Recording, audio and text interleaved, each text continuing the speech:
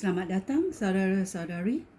Hari ini kita mau bersambung dalam kisah Rasul-Rasul babak 10. Petrus dan Cornelius. Seorang lelaki bernama Cornelius tinggal di Kaisarea. Dia kapten pasukan tentera Roma yang disebut pasukan Italia. Dia takut akan Allah. Dia dan keluarganya menyembah Allah. Dia sering menolong orang Yahudi yang miskin dan dia sentiasa berdoa kepada Allah. Pada suatu hari, kira-kira pukul 3 petang, dalam satu penglihatan, dengan jelas dia melihat malaikat Tuhan datang kepadanya dan berkata, "Cornelius." Cornelius memandang malaikat itu dengan ketakutan, lalu bertanya, "Ada apa, Tuan?" Malaikat itu menjawab, "Doa kamu dan kemurahan hati kamu sudah diterima oleh Allah. Dan Allah mengabulkan doa kamu. Sekarang, suruhlah beberapa orang ke Yope untuk memanggil seorang bernama Simon Petrus. Dia sedang menumpang di rumah seorang penyamak kulit bernama Simeon yang tinggal di tepi pantai." Setelah malaikat itu pergi, Cornelius memanggil 2 orang hamba yang bekerja di rumahnya dan salah seorang pegawai pribadinya yang juga takut akan Allah. Dia memberitahu mereka apa yang sudah berlaku, lalu menyuruh mereka pergi ke Yope. Keesokan harinya, semasa mereka masih dalam perjalanan dan hampir tiba di Yope, Petrus naik ke atas bumbung rumah pada tengah hari untuk berdoa. Dia lapar dan hendak makan. Sementara makanan disediakan, dia mendapat satu penglihatan. Dia melihat langit terbuka dan sesuatu seperti kain lebar diturunkan ke bumi, tergantung pada keempat-empat sudutnya. Di dalam terdapat segala macam binatang berkaki 4, binatang menjala dan burung-burung liar. Lalu ada suatu suara berkata kepada Petrus, "Petrus, bangunlah. Sembelihlah binatang itu dan makanlah." Petrus menjawab, Tidak Tuhan. Aku belum pernah makan apa-apa yang haram atau najis." Tetapi suara itu berkata lagi, "Jangan anggap haram apa yang sudah dinyatakan halal oleh Allah." Perkara itu berulang sehingga 3 kali. Lalu kain itu terangkat kembali ke langit. Kita tahu Petrus selalu nak dikatakan degil dan selalu Tuhan mesti bercakap berulang kali kepadanya. So kita tengok dia bercakap, malaikat itu bercakap, perkara itu berulang sehingga 3 kali. Lalu kain itu terangkat kembali ke langit. Petrus termenung memikirkan makna penglihatan itu.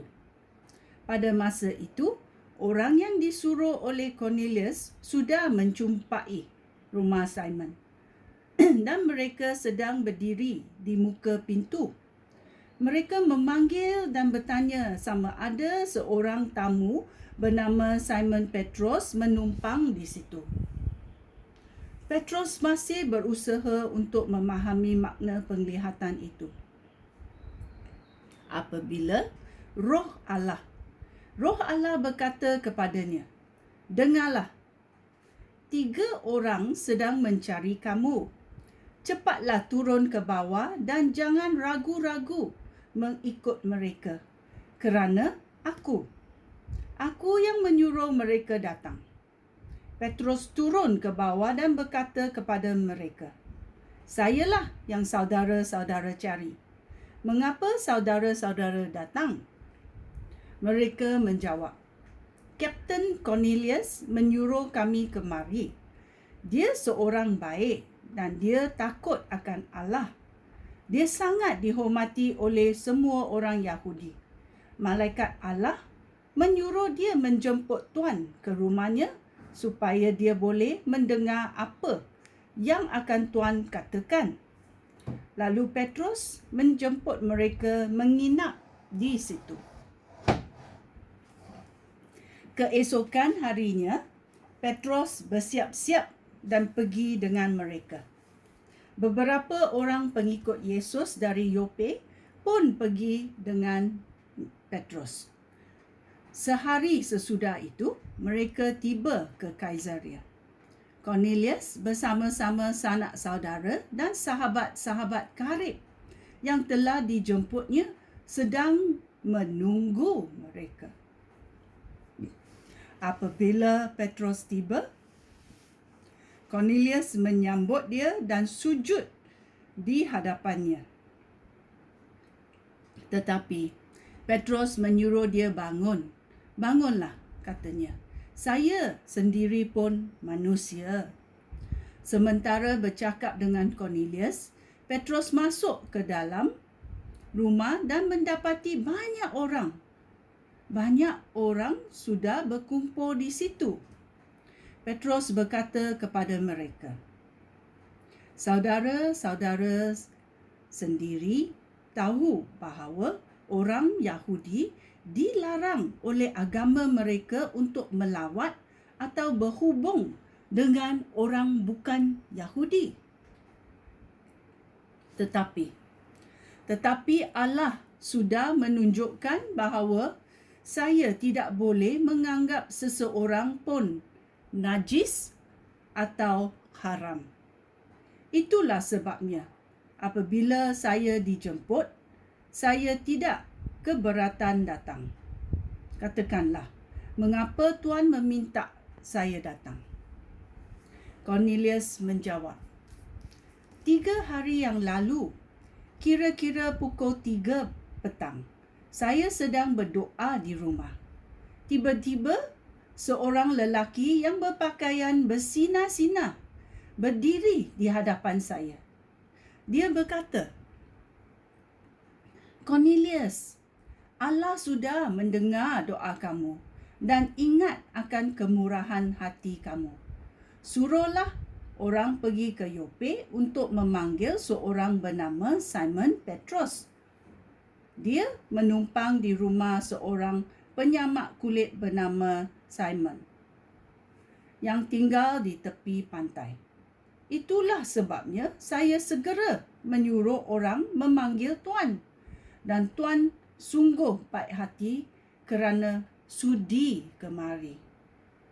Sekarang kami berkumpul di sini di hadapan Allah untuk mendengar apa sahaja yang akan Tuan katakan seperti yang diperintahkan oleh Tuhan." Ucapan Petrus, ayat 34.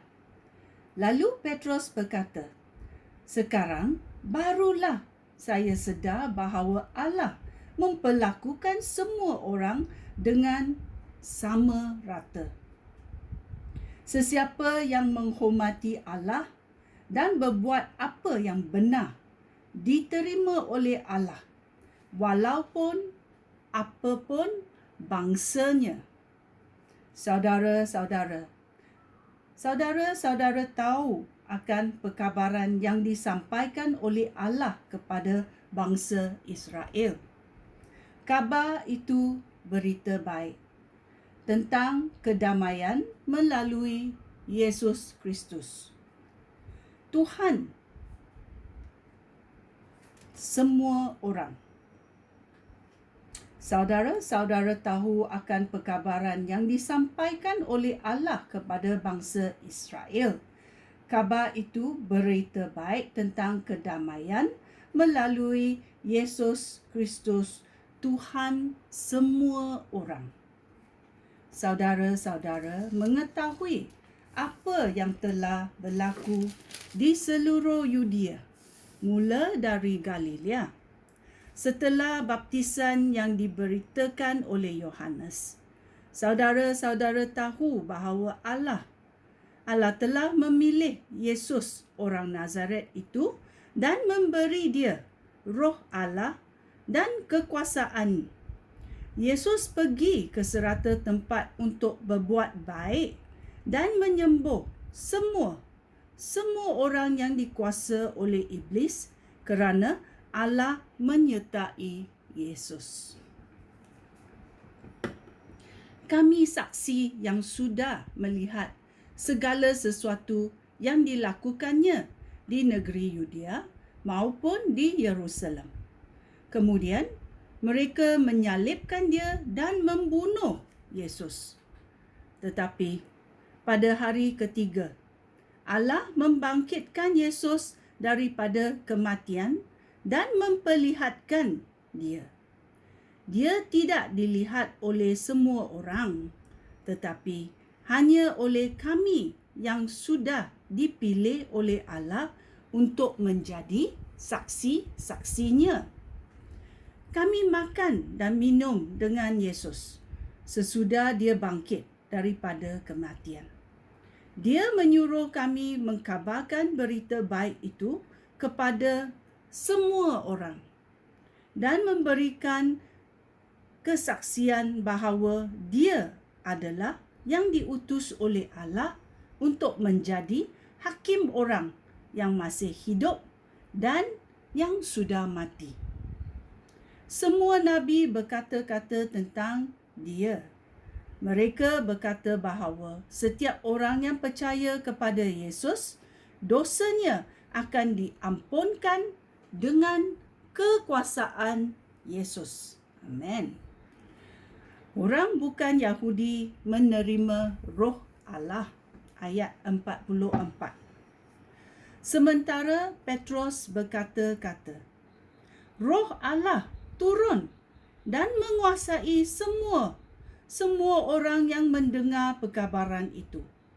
Beberapa orang Yahudi yang percaya kepada Yesus dan menyertai Petrus dari Yope hairan melihat Allah mengurniakan rohnya kepada orang bukan Yahudi. Mereka mendengar semua orang itu bertutur dalam bahasa-bahasa yang ajaib serta memuji-muji kebesaran Allah. Lalu Petrus berkata, lihatlah, semua orang ini sudah menerima Roh Allah seperti kita. Bolehkah sesiapa menghalang mereka dibaptis dengan air? Oleh itu, Petrus menyuruh mereka dibaptis demi nama Yesus Kristus. Kemudian mereka meminta supaya Petrus tinggal dengan mereka untuk beberapa hari. Ya, ini adalah babak ke-10 kisah Rasul-Rasul. Bila berita baik bermula dengan orang-orang Israel, iaitu orang Yahudi, dan Tuhan memberitahu Petrus, janganlah anggap haram apa yang sudah dinyatakan halal oleh Allah. Kita mesti tahu bila Tuhan menerima orang bukan Yahudi, itulah berkat yang kita mendapati dari Tuhan, kerana Tuhan belas kasihan kepada kita. Bila kita yang orang bukan Yahudi percaya, kita juga boleh menerima Roh Allah yang dikurniakan oleh Allah sendiri. Sekian, terima kasih. Shalom.